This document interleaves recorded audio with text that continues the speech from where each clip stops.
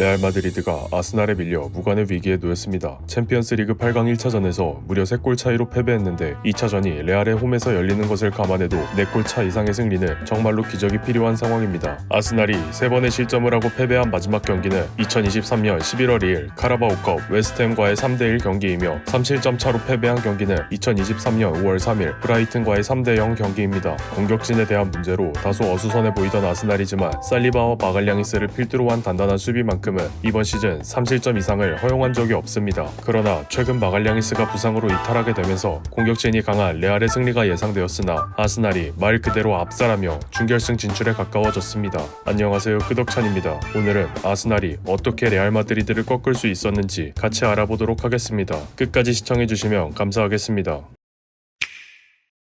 홈팀 아스날은 4-3-3의 포메이션으로 골키퍼의 라야, 최후방의 팀버, 살리바, 키비오르, 루이스 스켈리, 중원의 웨데가르드, 파티, 라이스, 공격진의 사카, 메리노, 마르티넬리가 출전하게 됩니다. 세계 최고의 삼각편대라 할 수 있는 레알의 공격진을 상대로 마갈량이스가 부상 중인 아스날의 수비가 얼마나 버틸지가 관건이었습니다. 레알 마드리드는 4-4-2의 포메이션으로 골키퍼의 쿠르투아, 최후방의 발베르데, 아센시오, 리디거, 알라바, 중원의 호드리구, 모드리치, 카마빈가, 벨링엄, 전방에 은바페와 비니시우스가 출전합니다. 추아메니가 경고 누적으로 이번 경기에 결장했습니다. 카마빈가와 모드리치가 중앙 미드필더로 나섰는데 모드리치는 나이의 문제로 전성기만큼의 실력을 보이기 힘들고 카마빈가는 부상 복귀 이후 경기력의 기복이 심한 상황입니다. 중원의 활동량 부족이 우려되는 상황에서 좌측 풀백으로 출전한 알라바의 폼 또한 좋지 않기 때문에 결국 리디거, 아센시오의 센터백 듀오와 골키퍼 쿠르투아에 의존해야만 했습니다.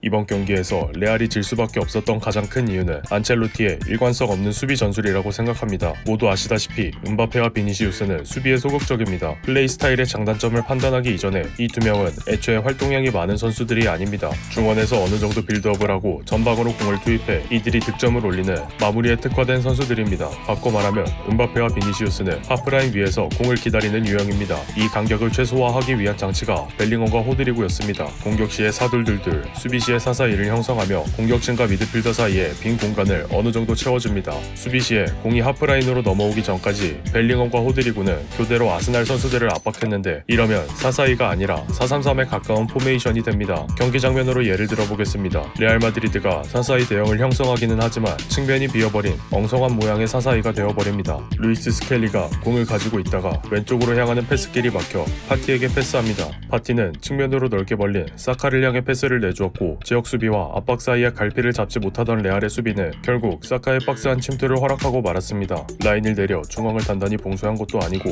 그렇다고 강도 높은 압박을 가한 것도 아닙니다. 경기 내내 이어진 일관성 없는 수비를 보면서 안첼로티가 이번 경기에서 명확한 플랜을 세우지 않고 경기에 임한 게 아닌가 하는 의문이 들었습니다. 이걸 아스날의 시선으로 바라보면 아르테타가 레알의 수비를 망쳐놓기 위해 철저히 계산된 빌드업을 했다는 것을 알 수 있습니다.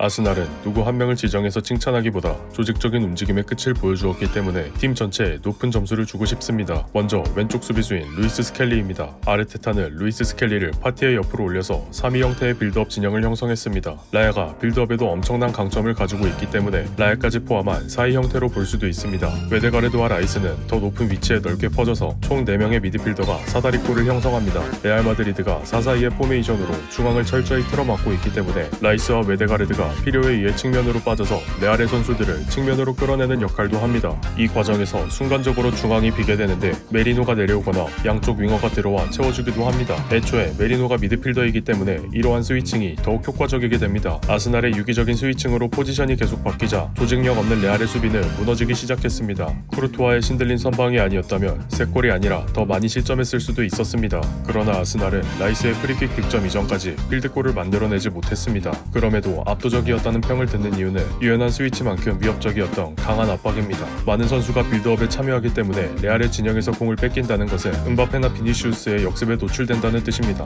아르테타는 이를 사전에 차단하기 위해 선수들에게 강한 압박을 지시했습니다. 일부 압박에 참여하는 선수들을 제외하고 나머지는 모두 수비에 복귀하기 때문에 레알의 빠른 역습에 대한 안정적인 대처가 가능해집니다. 이후 나머지 선수들도 수비에 복귀하여 낮은 위치에서의 4-4-2를 형성하고 중앙을 틀어막아 레알의 공격을 대비합니다. 수비 대형을 갖춘 상태에서도 끊임없이 압박을 시도해 비교적 정확도가 낮은 롱패스나 급한 탈압박을 유도하여 끊임없이 공을 노렸고 공수 양면으로 경기를 지배하는 데 성공했습니다. 최근 레알 마드리드가 하위권 팀에도 얻어맞으며 수비적으로 어쩔 줄 몰라하는 모습이 아르테타에게 많은 힌트가 되었을 수도 있습니다. 외대가르드, 라이스, 파티로 이뤄진 중원과 그리고 수시로 빌드업에 참여한 루이스 스켈리는 엄청난 활동량과 더불어 정확한 스위칭으로 레알의 중원을 초토화시키는 데 성공했습니다. 다만 라이스의 두 번의 득점이 세트피스였다는 점과 메리노의 득점이 중거리 슛에 가까웠던 점으로 9번 공격수의 필요성을 다시 알 수 있었습니다. 라이스의 프리킥 궤적이 너무 환상적인 나머지 비니시우스와 은바페가 상대적으로 가려진 것 같습니다. 물론 좋은 의미는 아닙니다. 앞에서도 말씀드렸지만 두 선수는 원래 압박에 소극적인 스타일이고 팀이 이기고 있다면 문제 삼을 이유는 없습니다. 하지만 레알이 3대0의 점수로 무너진 이상 이들은 압박을 적극적으로 하지 않은 책임에서 절대 벗어날 수 없습니다. 두 명이 압박을 철저히 하지 않았기 때문에 다른 선수들이 무리한 수비를 할 수밖에 없었습니다. 사카가 얻어낸 두 번의 파울은 결국 라이스의 프리킥으로 이어졌으며 쿠르투아도 막지 못하는 궤적으로 득점이 났습니다. 안첼로티가 이들의 수비 부족을 최대한 커버하고자 좁은 간격의 사사이라는 해결책을 제시했으면 압박이라도 열심히 해야 마땅했습니다. 그러나 이 두 명은 멀리서 바라만 보고 있는 말도 안 되고 무책임한 모습을 보여줬습니다. 레알 마드리드의 모든 실전 과정 중 은바페와 비니시우스의 수비 기여도는 없었습니다.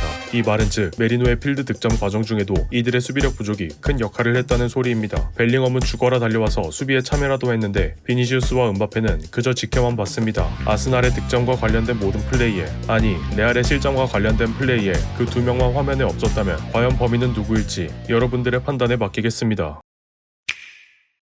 레알 마드리드가 챔스 DNA를 믿어야 할 시점에 놓였습니다. 만약 경고 누적으로 결정하게 된 추아메니가 있었다면 레알이 이렇게 망가졌을까라는 생각이 들기도 합니다. 반면 아스날은 유연한 스위칭과 압도적인 활동량을 바탕으로 레알의 불안정한 수비를 끊임없이 공략해 중원 싸움을 압도적으로 이겨냈습니다. 저는 안첼로티가 너무 라리가식으로 경기를 운영한 것이 이번 대참사의 원인이라고 생각합니다. 누구는 압박, 누구는 지역방어 이런 통일되지 않는 애매한 컨셉의 수비로는 압박이 빡센 프리미어리그 팀을 상대로 이기기 힘들다는 것을 아스날이 몸소 증명해주지 않았나 싶습니다. 레알이 이 상황을 뒤집기 위해 과연 어떤 준비를 해올지 아스날은 그럴 레알을 상대로 어떻게 필드를 걸어 잠글지 다가올 2차전을 기대해보겠습니다. 오늘 영상은 여기까지입니다. 끝까지 시청해주신 분들께 감사의 말씀을 드립니다. 영상이 유익하셨다면 구독과 좋아요, 알림 설정까지 부탁드립니다. 더 좋은 영상으로 보답해드리도록 하겠습니다. 감사합니다.